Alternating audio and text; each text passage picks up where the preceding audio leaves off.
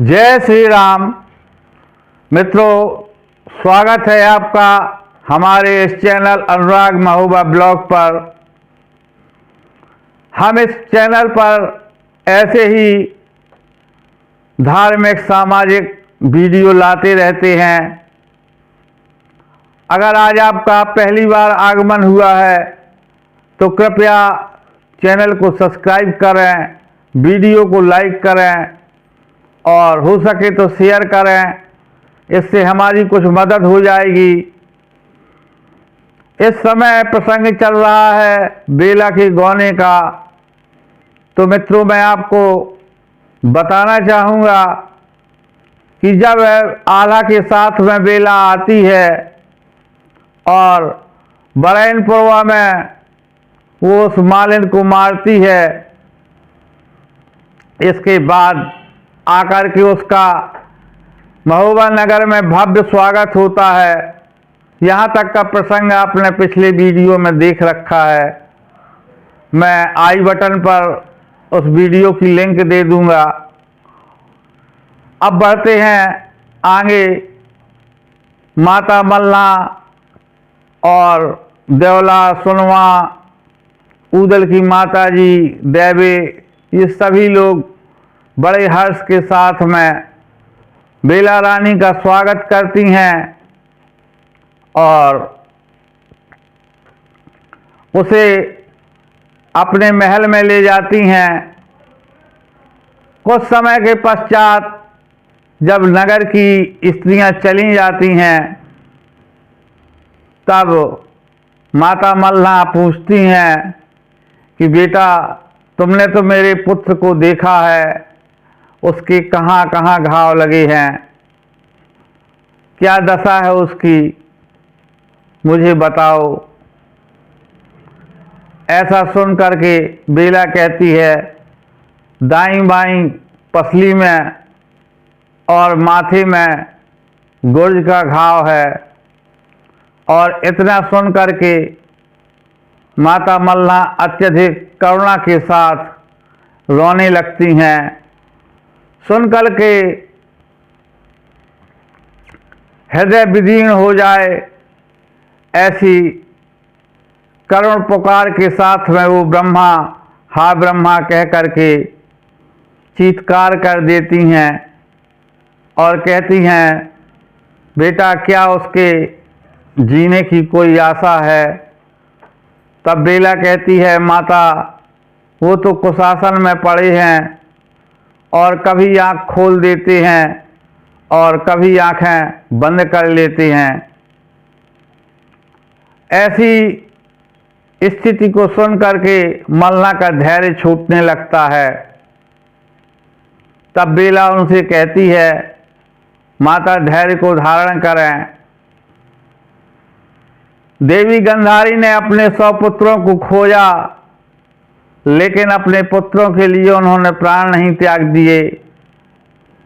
महाराज दशरथ के पुत्र राम वनवास को गए, लेकिन कोई माता, कोई उनके साथ में वनवास को नहीं गया, ना ही अपने प्राण त्याग दिए।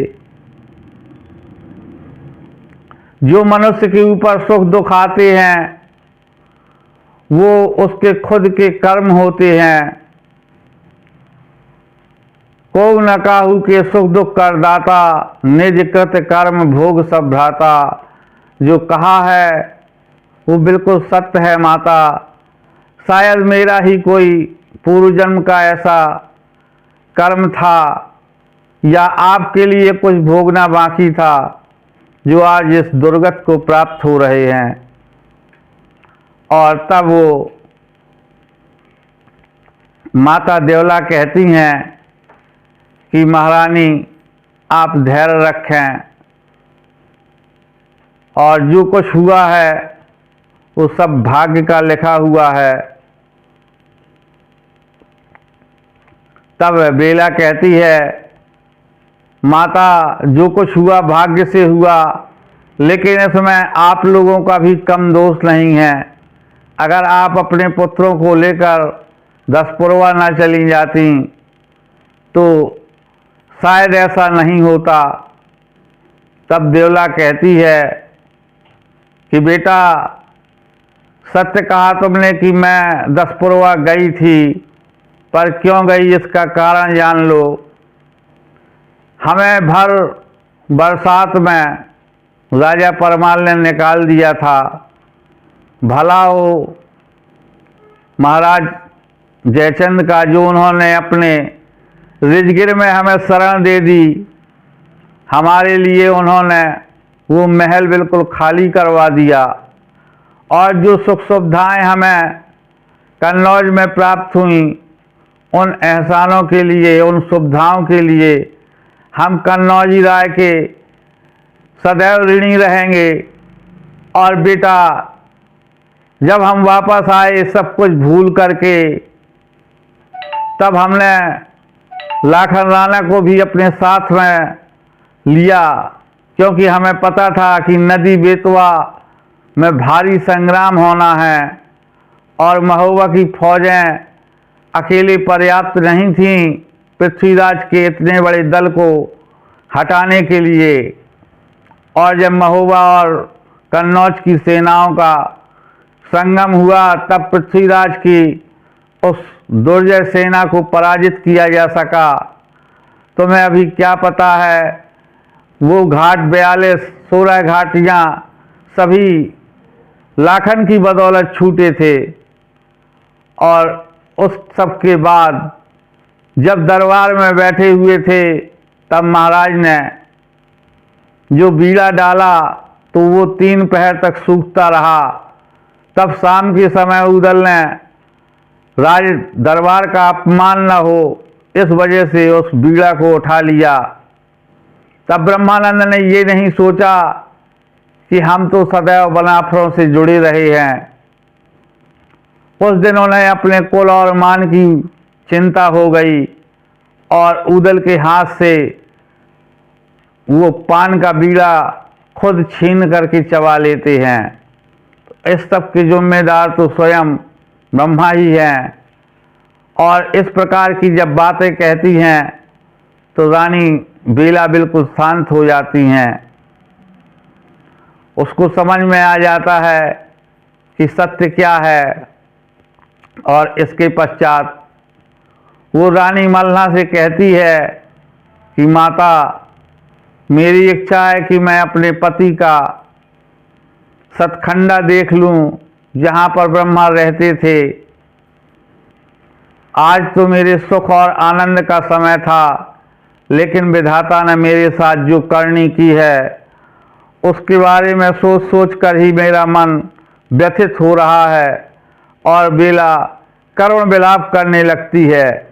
तब माता मल्ला कहती हैं, तुम धैर्य रखो, इस महोबा नगर में तुम्हारी आज्ञा का पालन ही होगा, कोई तुम्हारी आज्ञा के बाहर नहीं जाएगा। तब बेला कहती है, बिना पति के कोई भी सुख अधूरा है, और इसीलिए मेरी इच्छा हो रही है कि मैं अपने पति का निवास स्थान जरूर देखूं। तब रानी बेला की इच्छा को समझकर माता मल्ला ने चंद्रावल से कहा, बेटा जाओ, अपनी भाभी को ब्रह्मा का महल दिखा कर लाओ।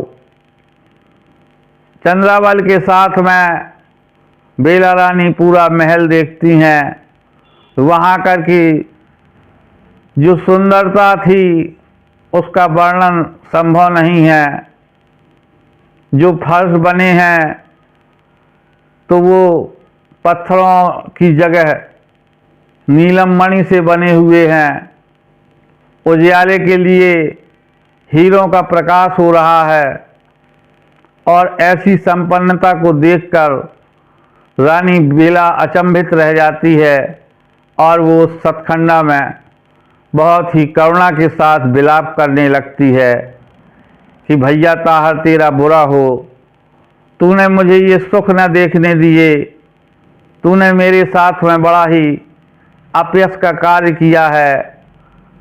बेला कहती है, अरे चौड़ा मुंशी, तेरा कभी भला नहीं होगा, तू 7 जन्मों तक नरक में जाएगा, जो तूने ऐसा छल किया मेरे साथ। मेरे पिता ही मेरे जब दुश्मन बन गए तो मैं किसी को क्या कहूँ।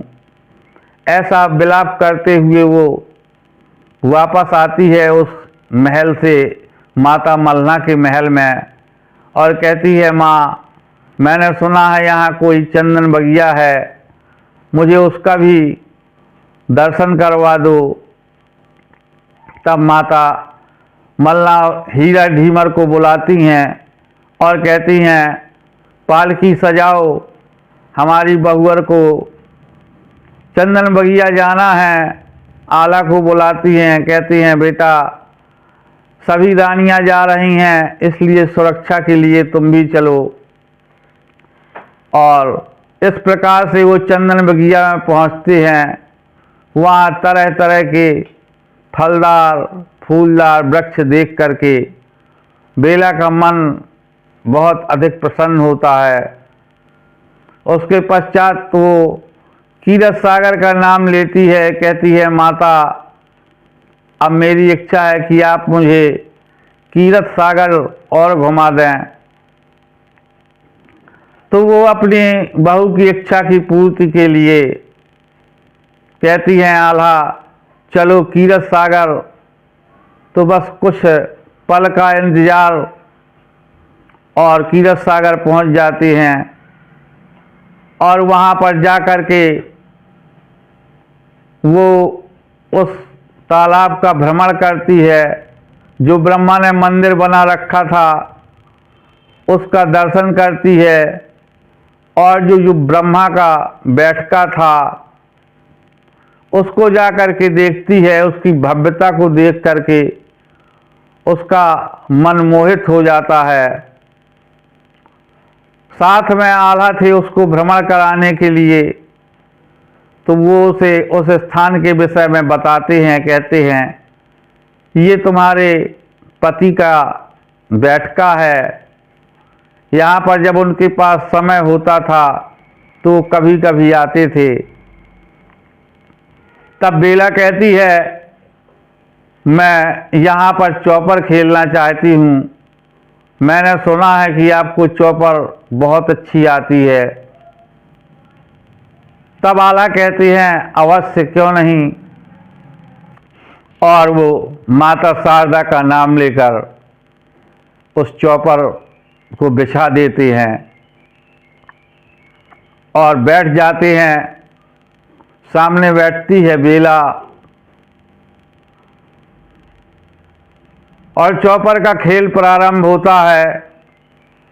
तो वो अत्यंत सुंदर स्वरूप को धारण कर लेती है। ऐसा सुंदर स्वरूप देख करके कोई भी मोहित हो जाए, लेकिन आल्हा अपनी नज़रों को नीचे किए हुए बेला के साथ में चौपर खेलते रहते हैं। और उसके पश्चात जब बेला देखती है कि इनके ऊपर मेरी सुंदरता का कोई असर नहीं हो रहा, तब वो अचानक से भयानक रूप बनाती है।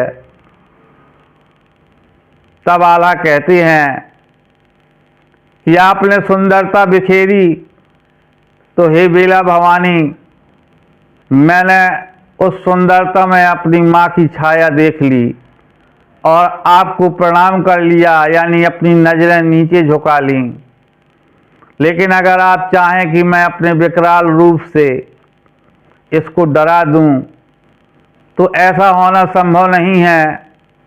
हम क्षत्रिय हैं और अपनी मर्यादा से बंधे हुए हैं, हम किसी को डर जाएं ऐसा संभव नहीं है। इसलिए माता मेरी आपसे प्रार्थना है कि आप जिस रूप को धार कर आई हैं उसी सामान्य स्वरूप में रहें। मुझे आपके 10 रूपों में से कोई भी रूप मोहित नहीं कर सकता है। और इतना कहते हुए अपनी वो खाड़ बिजुलिया निकाल लेता है। तब बेला सहज सौम्य स्वरूप में आ जाती है और कहती है, धन्य है, जैसा मैंने सुन रखा था कि आल्हा धर्मा अवतार हैं, मंडरी हैं, तो वो मैंने वैसा ही पाया।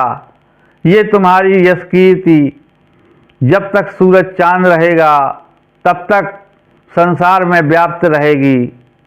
और ऐसा कह करके वो बड़े हर्षित मन से अपनी महलों को प्रस्थान करते हैं। तो मित्रों, बस कुछ भाग और शेष बचा है जो कल के वीडियो में अवश्य ही समाप्त हो जाएगा। इसलिए इस वीडियो को सीमित रखते हुए शेष प्रसंग मैं आपको कल बताऊंगा। अगर आपको ये वीडियो किसी भी कारण से थोड़ा भी अच्छा लगा हो तो कृपया लाइक करें और चैनल को सब्सक्राइब कर लें अगर अभी तक नहीं किया है। और जो भी सहयोग आप कर सकते हैं करते रहें। वीडियो को शेयर अवश्य किया करें, इससे अन्य लोगों तक पहुंचेगा। यहाँ तक सभी लोग बने हुए हैं, इसके लिए बहुत बहुत धन्यवाद। जय सिया राम।